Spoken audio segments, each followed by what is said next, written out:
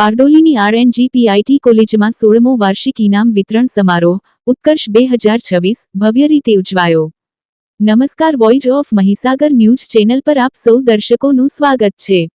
RNG Patel institute of technology RNGPIT Bardoli ખાતે 16મો વાર્ષિક ઇનામ વિતરણ સમારોહ ઉત્કર્ષ 2026 અને સાંસ્કૃતિક કાર્યક્રમ કાશીશ 2026 ભારે ઉત્સાહ સાથે સંપન્ન થયો હતો।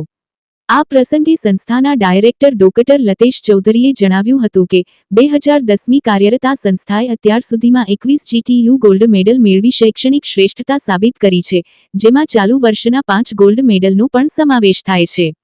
કાર્યક્રમમાં અતિથિ વિશેષ તરીકે ઉપસ્થિત શ્રી મયુર ટંડેલે વિદ્યાર્થીઓને પ્રોત્સાહિત કરતા ભવિષ્યમાં એજન્ટ AI જેવી આધુનિક ટેકનોલોજીના મહત્વ વિશે સમજ આપી હતી।